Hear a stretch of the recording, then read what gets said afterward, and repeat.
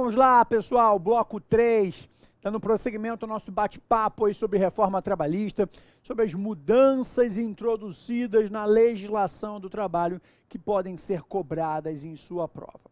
No que se refere a essas alterações, nós vamos falar agora da escala 12/36 e chamar a sua atenção para um detalhe.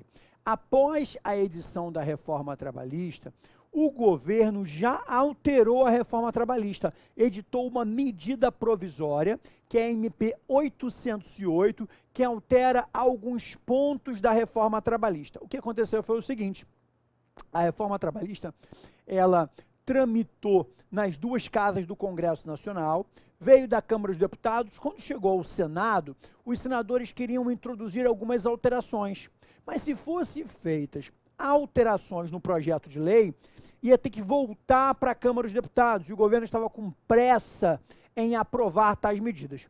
O presidente da República fez um acordo verbal com os senadores, dizendo o seguinte: olha, não promovam alterações no projeto de lei que veio da Câmara dos Deputados, para que eu possa logo sancionar isso, e após a entrada em vigor dessa reforma trabalhista, as medidas que os senadores pretendiam promover de mudança, eu altero mediante uma medida provisória. E assim ocorreu.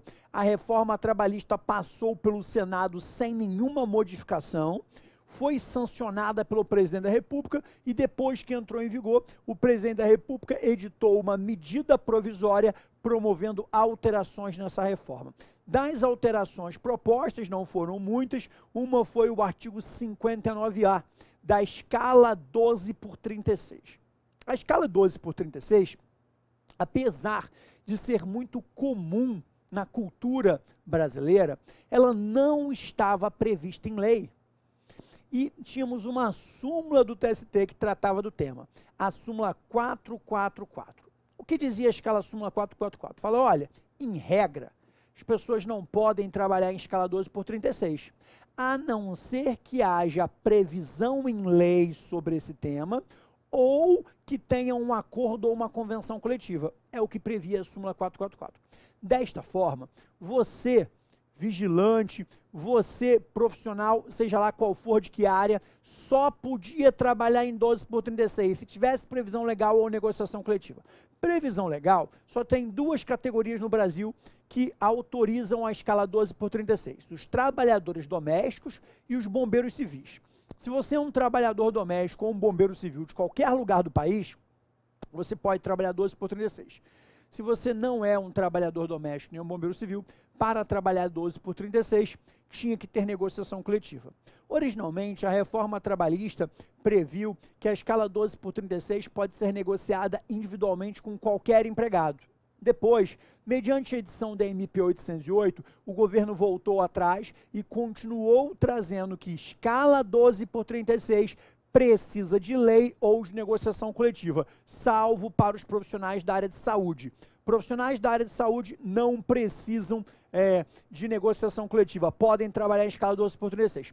Se você não é um profissional da área de saúde, para trabalhar em escala 12/36 tem que ter uma negociação coletiva autorizando. Olha como ficou a redação do artigo 59A da CLT após a edição da medida provisória 808. Vamos à nossa tela. Em exceção ao disposto do artigo 59 e em leis específicas, é facultado às partes. Facultado às partes por meio de quê? Acordo individual? Não. Por meio de convenção coletiva ou acordo coletivo de trabalho, estabelecer horário de trabalho de 12 horas por 36 horas ininterruptas de descanso, observado e indenizado os intervalos para repouso e alimentação. Então, você pode, ou por lei específica, que é o caso do doméstico e do bombeiro civil, doméstico na lei complementar 150 de 2015 e o bombeiro civil na lei 11.901, ok? Então, de 2009. Ou doméstico ou bombeiro civil, esses dois podem. Todos os demais têm que ter negociação coletiva. Mas aí vamos dar uma olhada agora no parágrafo 2º desse artigo 59A. Olha o que ele diz. É facultado às entidades atuantes no setor de saúde estabelecer por meio de acordo individual escrito, convenção coletiva ou acordo coletivo de trabalho. Então veja, se você é do setor de saúde, além do acordo e convenção coletiva, você pode ir por acordo individual. Eu posso tratar direto com o enfermeiro, com o pessoal que trabalha em hospital, com o médico, a escala 12/36. Convenção coletiva ou acordo coletivo, horário de trabalho de 12 horas seguidas por 36 horas ininterruptas de descanso. Observado ou indenizados os intervalos para repouso e alimentação, tá? Então, quando eu pensar em escala 12/36, pense no artigo 59A e na súmula 444. E lembre, para poder colocar um empregado em escala 12/36, tem que ter negociação coletiva, isto é, acordo ou convenção coletiva, salvo para empregado doméstico, para bombeiro civil e para os profissionais da área de saúde. Resolvido, pessoal? Então, escala 12/36, você está check, pronto para acertar qualquer questão que for apresentado para você. Vamos dar uma olhada agora no 59B, que foi incluído também. O não atendimento das exigências legais para compensação de jornada, inclusive quando estabelecida mediante acordo tácito, não implica a repetição do pagamento das horas excedentes da jornada normal diária, se não ultrapassada a duração máxima semanal, sendo devido apenas o respectivo adicional. Aqui ele copiou um item da súmula 85 do TST, dizendo o seguinte, olha, foi feita uma compensação, mas as formalidades não foram respeitadas, mas a compensação ocorreu. Dessa forma, não se paga a hora, paga só o adicional, já que a hora foi compensada e não temos mais como voltar no tempo com relação a isso. Artigo tranquilo, copia a súmula 85 do TST. Vamos seguir, pessoal. Artigo 60. Foi criado um parágrafo único, excetuando-se da exigência de licença prévia, as jornadas de 12 de trabalho por 36 ininterruptas de descanso. O que acontece? Se você trabalha em um ambiente insalubre, é necessário uma licença prévia para qualquer extrapolação de jornada. Agora, se você trabalha em um ambiente insalubre, mas numa escala 12/36, eu preciso dessa licença prévia? Não. Escala 12/36, ainda que em ambiente insalubre, não há necessidade de exigência para a prestação de serviço. Beleza? Vamos seguir, pessoal. Artigo 61. Foi incluído um parágrafo primeiro. Eu tinha dito para vocês que, como regra, o artigo 59 prevê 2 horas extras no máximo a serem realizadas.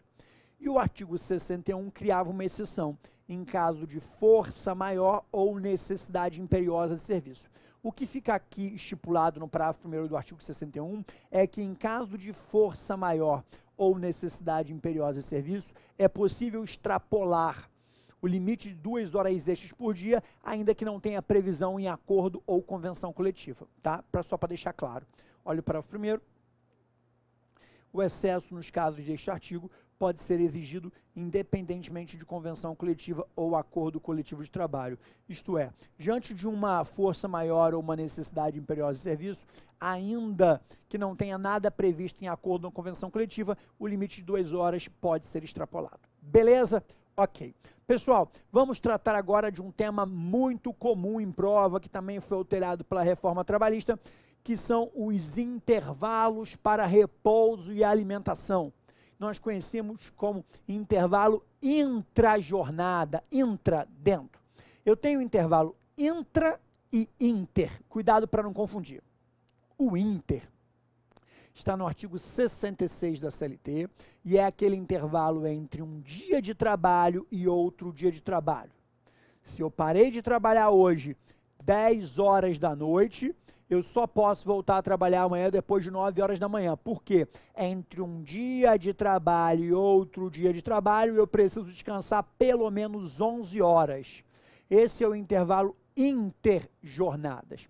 E se esse intervalo não for respeitado, aquilo que não foi respeitado deve ser pago como hora extra. Está na OJ 355 da SDI. Orientação jurisprudencial, número 355 da seção de dissídios individuais do TST. Tá? SDI 1. Nesse caso, pessoal, Não confunda. Não vamos tratar aqui do intervalo interjornadas. Vamos tratar do intra, coloquialmente conhecido pela população como hora de almoço. Todo mundo que trabalha de carteira assinada tem direito a parar para a hora de almoço? Não necessariamente. Quem regulamenta isso é o artigo 71 da CLT, que dispõe o seguinte: se você foi contratado para trabalhar até 4 horas por dia, não precisa de intervalo.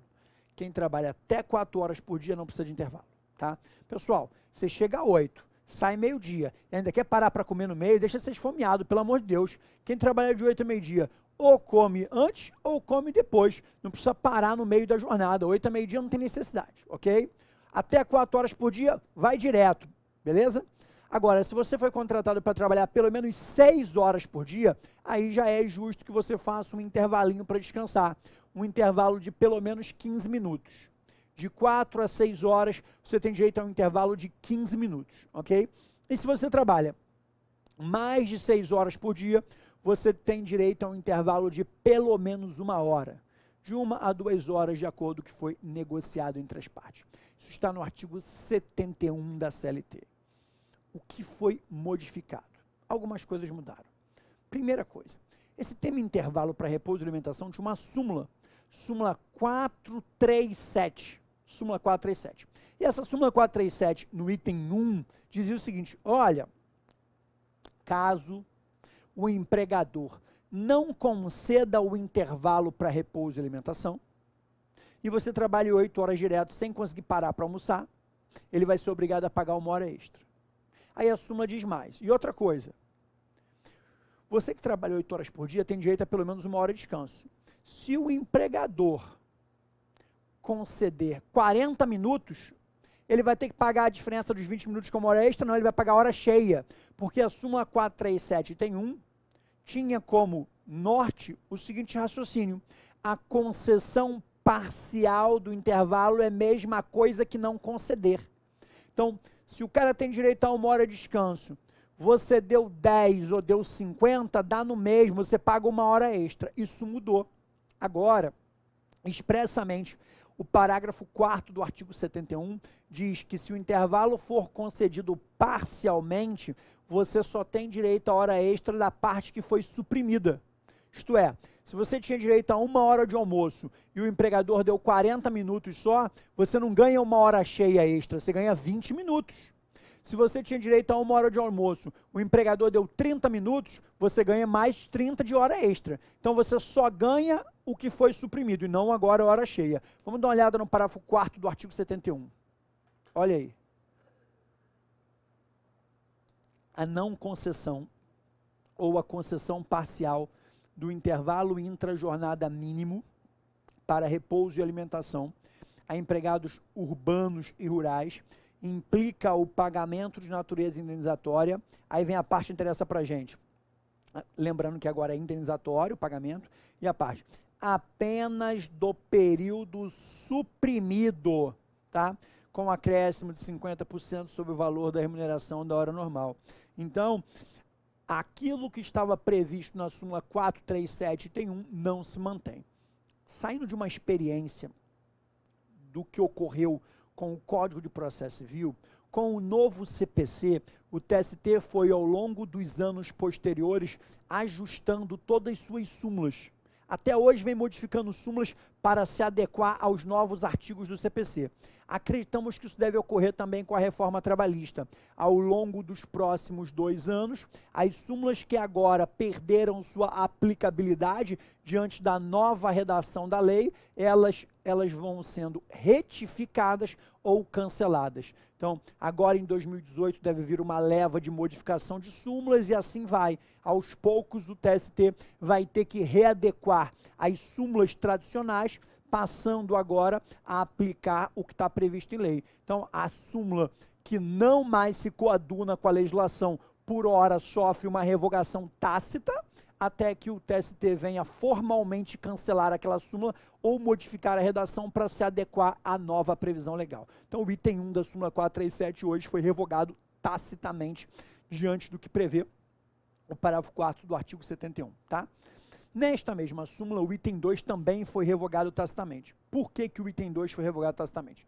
Porque está previsto no item 2 que o intervalo para repouso e alimentação é uma norma de segurança e medicina.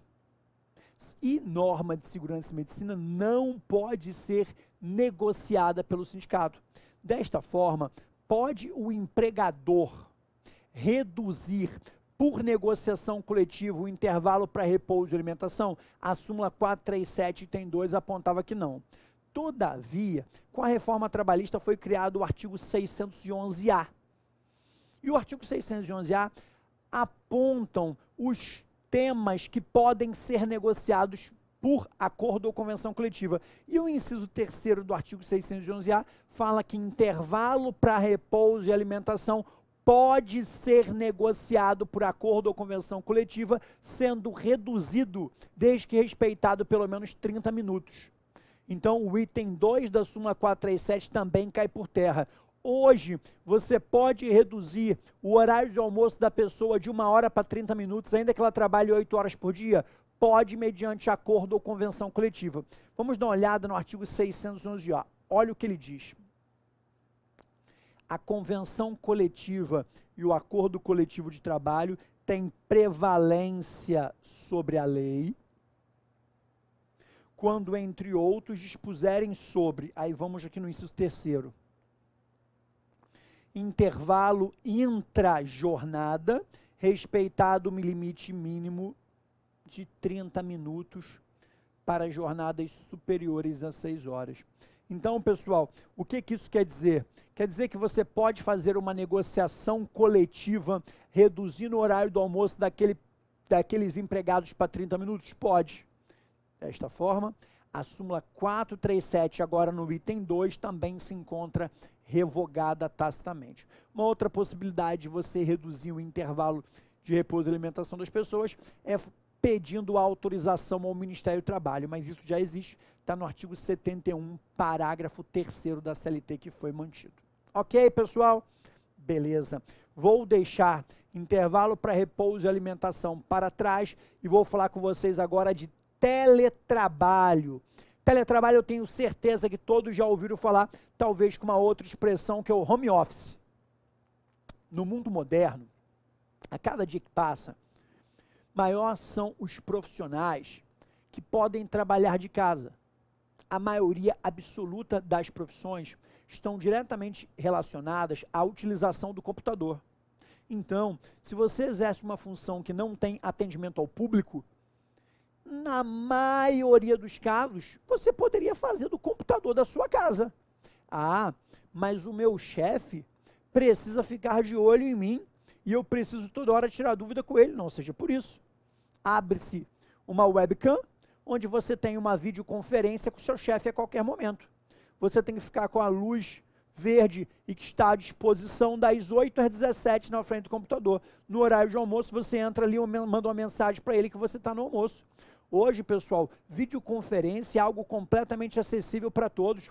Você faz por FaceTime, você faz por WhatsApp, você faz pelo próprio Gmail, ali tem o Gtalk, você faz uma videoconferência, coisa básica. Razão pela qual, a cada dia crescem os profissionais que prestam serviço às suas residências. Advogado é um exemplo clássico. Eu tenho um grande escritório de advocacia com 30 advogados. 20 só para fazer prazo e outros 10 eu coloco só para fazer audiência. E para alocar 20 pessoas no centro da cidade, eu aluguei um andar inteiro. Gasto R$40 mil de aluguel. Um andar inteiro me requer também pagar vale transporte todos os dias para eles, pagar ticket de refeição. Além do que, muitos moram em cidades da região metropolitana, demora 1 hora, 1h30 para chegar ao centro da cidade, 1 hora, 1h30 para voltar. Para quê, pessoal? Hoje com PJE, quem faz prazo faz de casa. Eu mando para o e-mail deles, eles elaboram a peça processual e mandam de volta para mim. Qualquer dúvida, a gente faz uma videoconferência e eu tiro a dúvida da pessoa. Isso vai fazer com que eu possa economizar o aluguel de R$40 mil, vai para uma sala pequena de 5 mil, eu e mais 2 pessoas, meus assessores mais próximos. Tá? Não tem por que gastar tanto dinheiro com infraestrutura. As pessoas podem trabalhar de casa. E até então, O artigo 6º da CLT tinha como previsão que esses empregados que trabalham em residência, eles tinham todos os direitos iguais aos empregados que trabalham na sede da empresa. Houve uma mudança agora. Qual mudança? O legislador, com a reforma trabalhista, incluiu os empregados em home office no artigo 62, dizendo que eles não possuem jornada de trabalho mais. Se eu coloco uma pessoa para trabalhar em casa, não existe agora limite de cobrança de horário. Eu posso cobrar de 8 às 18, de 8 às 20, que ele fique com a tela do computador aberta. Se quiser trabalhar para mim, bem. Se não quiser, ok, escolha outro lugar. Porque eu estou amparado agora com o inciso 3º do artigo 62. O artigo 62 fala: não estão compreendidos no regime do capítulo da jornada de trabalho os trabalhadores externos, inciso 1. Quem é trabalhador externo não tem hora para chegar, não tem hora para sair. Cargo de gestão, chefe, gerente, diretor, inciso 2. Se você está no topo da pirâmide hierárquica, não tem hora para chegar, não tem hora para sair. Em compensação, ganha 40% a mais. E agora foi criado o inciso 3, os trabalhadores em regime de teletrabalho. Se você foi colocado para prestar serviços na sua casa, ainda que você seja cobrado para trabalhar 10, 9, 12 horas por dia, você não tem direito às horas extras. Você foi parar no inciso 3º do artigo 62. Vamos dar uma olhada no artigo 62, olha o que fala o inciso 3º. O artigo 62, caput, fala: estamos dentro do capítulo Jornada de Trabalho, ele diz: não são compreendidos pelo regime previsto neste capítulo, inciso 3º, os empregados que prestam serviços em regime de teletrabalho. Ok? Beleza, pessoal.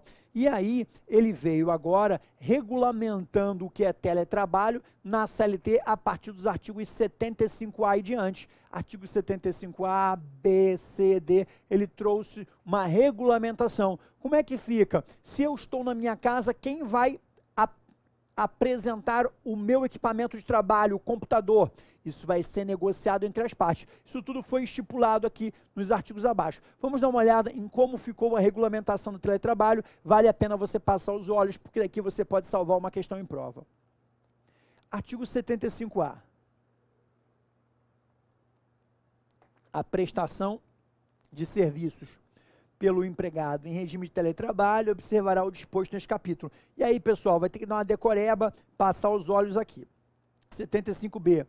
Considera-se teletrabalho a prestação de serviços preponderantemente fora das dependências do empregador, com a utilização de tecnologias de informação e de comunicação, que por sua natureza não se constituam como trabalho externo. Parágrafo único. O comparecimento às dependências do empregador para a realização de atividades específicas que exijam a presença do empregado no estabelecimento não descaracteriza o regime de teletrabalho.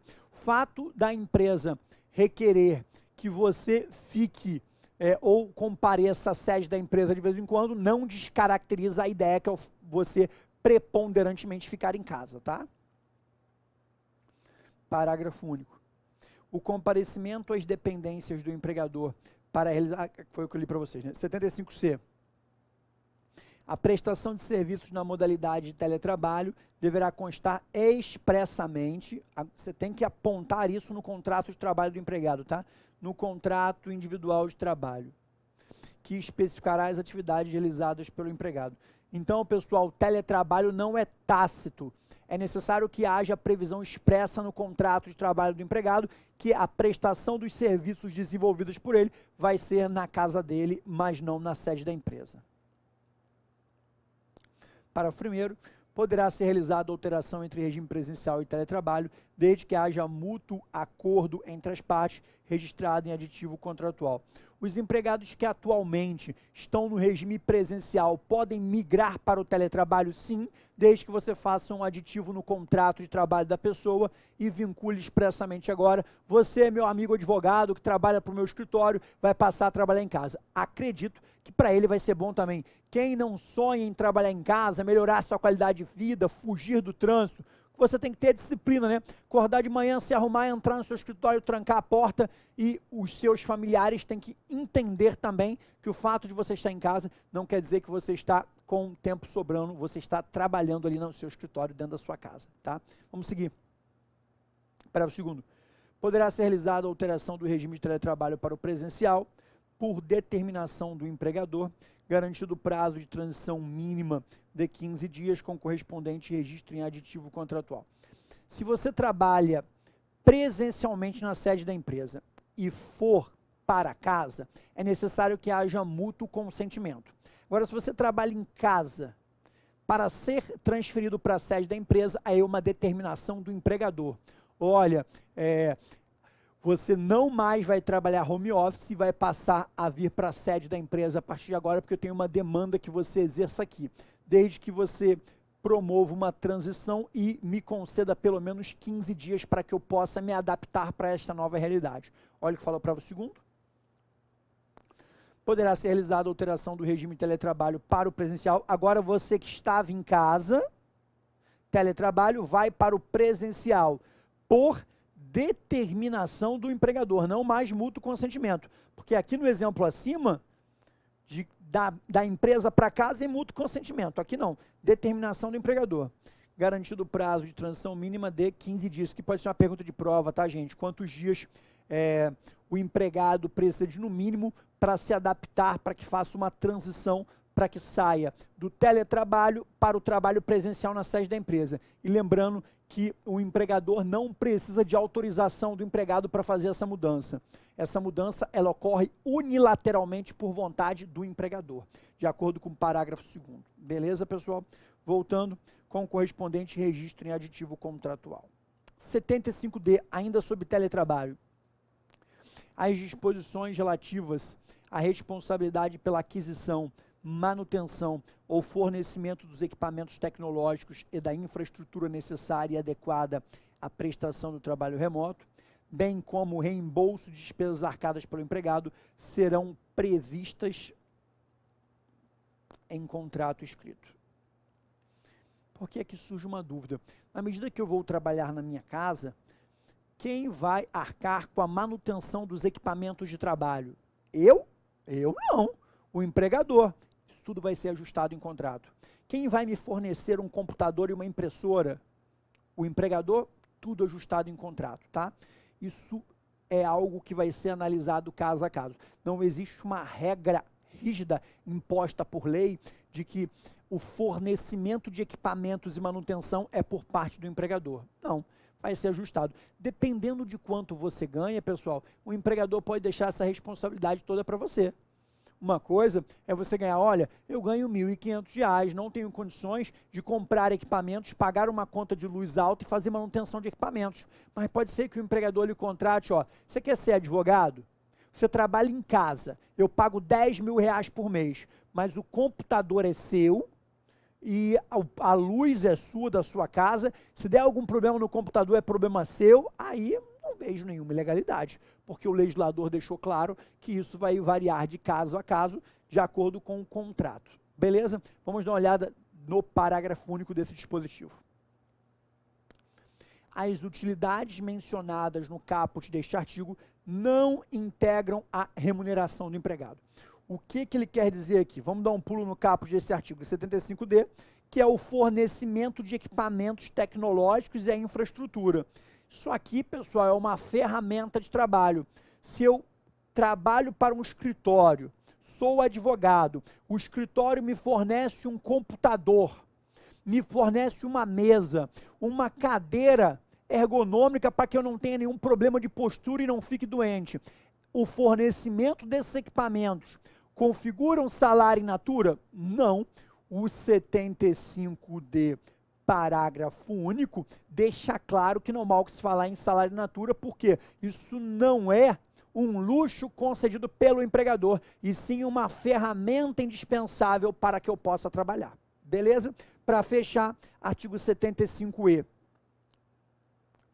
O empregador deverá instruir os empregados de maneira expressa e ostensiva quanto às precauções a tomar a fim de evitar doenças de acidente de trabalho. Parágrafo único. O empregado deverá assinar termo de responsabilidade, comprometendo-se a seguir as instruções fornecidas pelo empregador. mais uma questão burocrática aqui, não imagino que ele vai cobrar o 75E em prova, não. Então, você que vai fazer a prova, faz um trato comigo, passe os olhos nos artigos 75A ao 75E, que trata de teletrabalho, e passe também no artigo 62, inciso 3. Desta forma, qualquer pergunta sobre teletrabalho que lhe for apresentada, você está apto a gabaritar. Só falta um bloquinho, então clica lá, bloco 4, para que nós possamos fechar o bate-papo de hoje.